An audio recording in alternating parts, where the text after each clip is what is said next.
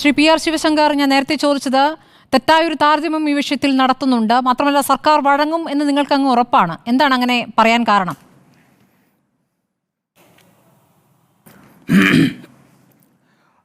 സർക്കാർ വഴങ്ങും എന്ന് ഒരു സാധാരണ ജനതയ്ക്ക് അല്ലെങ്കിൽ കേരളത്തിലെ ജനങ്ങൾ വിശ്വസിക്കുവാനായിട്ട് ദീർഘമായ ഒരുപാട് കാരണങ്ങളുണ്ട്.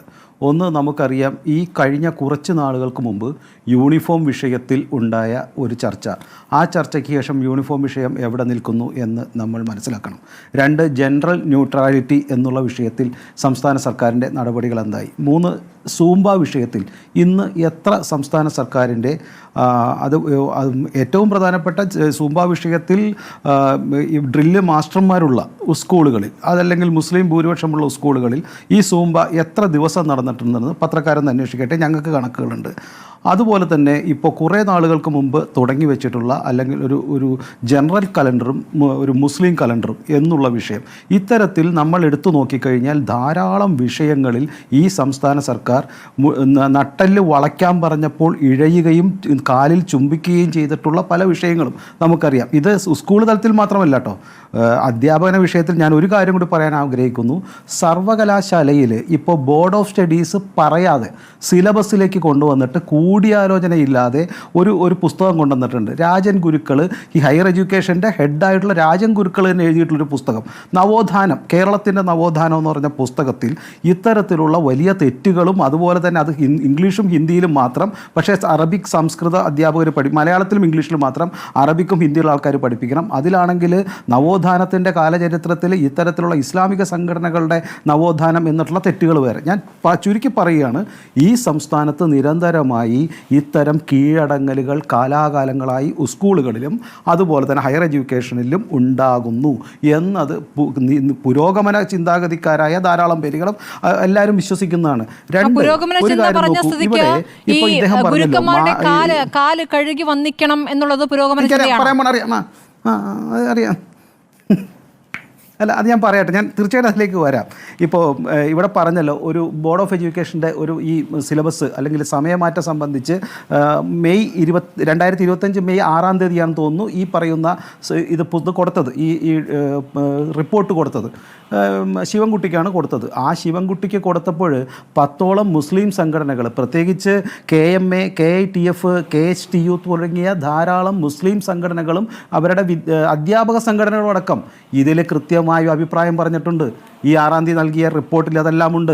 അന്നൊന്നും യാതൊരു ഇത്തരത്തിലുള്ള എതിർപ്പും ഇവർ പറഞ്ഞിട്ടില്ല.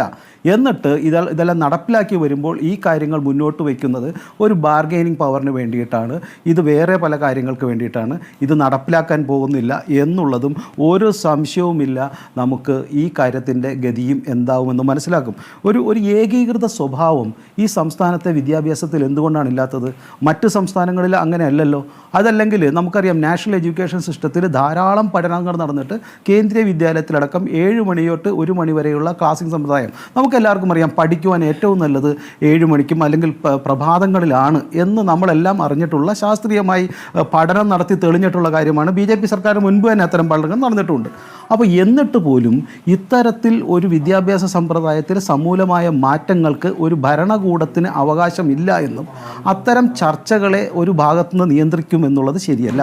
രണ്ട്, ഇത്തരം സമയമാറ്റങ്ങൾ ഈ അവസാന കാലഘട്ടം, ഏറ്റവും അവസാനം സ്കൂൾ ബെല്ലടിക്കുമ്പോൾ ജനഗണമന പാടാത്ത ഇപ്പോൾ 20-22 ദിവസങ്ങളായി ഓരോ ക്ലാസ്സുകളും ഓരോ സമയത്താണ് വിടുന്നത്. അപ്പോൾ ഒരു ജനഗണമന പാടുവാൻ പോലും സംസ്ഥാനത്തെ വിദ്യാർത്ഥികൾക്ക് അവകാശമില്ലാതാവുകയോ അല്ലെങ്കിൽ അത്തരം അവകാശങ്ങളെ ഇത്തരം ഒരു മത നിയമങ്ങൾ കൊണ്ട് ജനഗണമന പാടുന്നില്ല എന്നൊക്കെ അങ്ങനെയാണെങ്കിൽ കൃത്യമായ ഉദാഹരണം ചൂണ്ടിക്കാണിക്കണം. എവിടെ സംഭവിച്ചു എന്നുള്ള കൃത്യമായി പറയണം. ആ ഉത്തരവാദിത്വത്തോടു കൂടി വേണം അത്തരമൊരു ആരോപണം. ഞാൻ പറഞ്ഞു, ഞാൻ ഉത്തരവാദിത്തമില്ലാതെ ഈ ചാനലിരുന്ന് ഞാൻ പറയാറില്ല. ഞാനൊരു ഒരു രാഷ്ട്രീയ പാർട്ടിയുടെ നിയോഗിക്കപ്പെട്ട പ്രവർത്തകനാണ്. 20 ദിവസമായി എന്ന് ഞാൻ പറഞ്ഞു. ഈ സംസ്ഥാനത്ത് 20 ദിവസമായി ഒരു 4 മണിക്കും 3:45-നും 4:15-നും ഒക്കെയാണ് സ്കൂളുകൾ വിടുന്നത്. അതുകൊണ്ടൊരു ലോങ് ബെല്ലടിക്കാൻ പറ്റുന്നില്ല, അത്തരം ജനഗണന പാടുന്നില്ല എന്ന് ഞങ്ങൾക്ക് ധാരാളം സ്കൂളുകളിൽ, ഞങ്ങളുടെ ഒരു അത്ര വലിയ സംഘടന അല്ലെങ്കിൽ പോലും ഞങ്ങൾക്കും അധ്യാപക സംഘടനയുണ്ട്, വിദ്യാർത്ഥി സംഘടനയുണ്ട്, ഞങ്ങൾക്കിത് അറിയാവുന്നതാണ്. ഞങ്ങളിത് കംപ്ലയിൻറ്റ് കൊടുത്തിട്ടുണ്ട്. നടക്കുന്നുണ്ട്, ഒരു സംശയവുമില്ല. വേണമെങ്കിൽ റിപ്പോർട്ടർ ചാനലിൻ്റെ ഏതാനും പ്രതിനിധികൾ വരുവാണെങ്കിൽ ഞാൻ ഏതൊക്കെ സ്കൂളാണെന്ന് ഇന്ന് ഒരു മണിക്കൂർ ശേഷം പറഞ്ഞുതരാം. താങ്കൾക്ക് അവിടെ പോയി അന്വേഷിക്കാവുന്നതാണ്. അതല്ല ഞാൻ നുണയാണോ പറയുന്നതെങ്കിൽ അതിനെതിരെ നടപടി എടുക്കാവുന്നതുമാണ്. ഞാൻ സൂചിപ്പിച്ചു വരുന്നത് ഇത്തരം കാര്യങ്ങൾ വെള്ളിയാഴ്ചത്തെ സമയത്തിൽ പോലും മറ്റുള്ള സ്ഥല സംസ്ഥാനത്ത് നടക്കുന്ന നിയമങ്ങൾ എന്തുകൊണ്ട് ഏകീകൃത മതനിരപേക്ഷ ജനാധിപത്യ സ്വഭാവം എന്തുകൊണ്ട് സംസ്ഥാനത്തെ സ്കൂളുകളിൽ നടക്കുന്നില്ല എന്നൊരു സാധാരണ വിദ്യാർത്ഥിയോ ഒരു മതനിരപേക്ഷ അധ്യാപകനോ ചോദിക്കുമ്പോൾ നിങ്ങൾ കാല് കഴുകുന്ന കഥയല്ല പറയേണ്ടത്. മറിച്ച് ഒരു ദിവസം നടക്കുന്ന തെറ്റല്ല, മറിച്ച് നിത്യേന വർഷങ്ങളായി കാലാകാലങ്ങളായി നടക്കുന്ന ഒരു മതനിരപേക്ഷ വിരുദ്ധ നടപടി അല്ലെങ്കിൽ അതിനെതിരെ സംസ്ഥാന സർക്കാർ കൊണ്ടുവന്നപ്പോൾ നിരന്തരമായി മുട്ടുമടക്കുന്ന നടപടി, അതാണ് സംസ്ഥാനത്തിൻ്റെ മതനിരപേക്ഷ സ്വഭാവത്തെ ധനിക്കുന്നതും അതാണ് മാറ്റേണ്ടതും എന്നാണ് ഞങ്ങൾ പറയുന്നത്. ഞങ്ങളൊരു മതത്തിനെതിരല്ല, പക്ഷേ ഒരു മതനിയമം മാത്രം നടത്തുമ്പോൾ മറ്റ് മതങ്ങളിൽപ്പെട്ട വിദ്യാർത്ഥികൾക്കുണ്ടാകുന്ന വിഷമം തങ്ങളെന്തോ ഒരു പാർശ്വവൽക്കരിക്കപ്പെട്ടവരാണ് എന്ന ഒരു മനോഭാവം ഉണ്ടാവുമോ എന്ന് ഞങ്ങൾ ഭയന്നാൽ, ഏകീകൃത സ്വഭാവം എന്ന് പറയുമ്പോൾ നിങ്ങൾക്ക് സ്വാധീനമുള്ള സ്കൂളുകളിലാണ് ഇപ്പോൾ ഈ ചടങ്ങ് സംഘടിപ്പിച്ചത്. ഈ കാല് കഴുകി കാലിൽ ചന്ദനം പുരട്ടുക എന്നുള്ള ചടങ്ങ് സംഘടിപ്പിച്ചത് ഈ ഗുരുവന്ദനം എന്ന് പറയുന്ന ഗുരുവിനെ വന്ദിക്കേണ്ട ആരും പറയുന്നില്ല. ഗുരുവന്ദനത്തിൽ ഈ കാല് കഴുകൽ നിർബന്ധിത ഒരു ചടങ്ങായി മാറിയതാണല്ലോ വിവാദങ്ങൾക്കിടയായതും ചർച്ചയായതും. ഈ ഏകീകൃത സ്വഭാവം ഉണ്ടെങ്കിൽ എങ്ങനെയാണ് ചില സ്കൂളുകളിൽ മാത്രം ഇത് സംഭവിക്കുക? നോക്കൂ, ഇതിലാണ് രണ്ട് കാര്യങ്ങൾ. ഒന്ന്, ഇത് ഒരു മതസ്വഭാവമോ ജാതി സ്വഭാവമോ ഉള്ള വന്ദന ഏർപ്പാടല്ല. മാതാപിതാ ഗുരു ദൈവം എന്നുള്ളത് ഈ രാജ്യം, ഈ ഭാരതം ലോകത്തിന് നൽകിയ സംഭാവനയാണ്. രണ്ട്, ഗുരുക്കന്മാരെ പൂജിക്കുക എന്നുള്ളത് ഒരു ഈ കാലാകാലങ്ങളായി നമ്മൾ തുടർന്നു വന്ന കാര്യമാണ് ഞാൻ മനസ്സിലാക്കുന്നത്. മൂന്ന്, ഇതാരും നിർബന്ധിച്ച് തല്ലി നടപ്പിലാക്കിയതല്ല. ആർക്കെങ്കിലും വേണ്ട എന്നുണ്ടെങ്കിൽ എഴുന്നേറ്റ് പോകാനുള്ള അവകാശമുണ്ട്.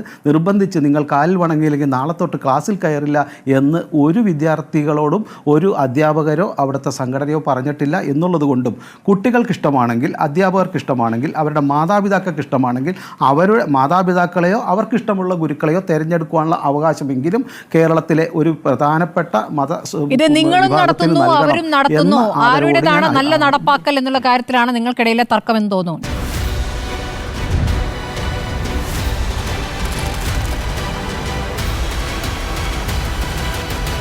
Debate with Smriti Parithikar.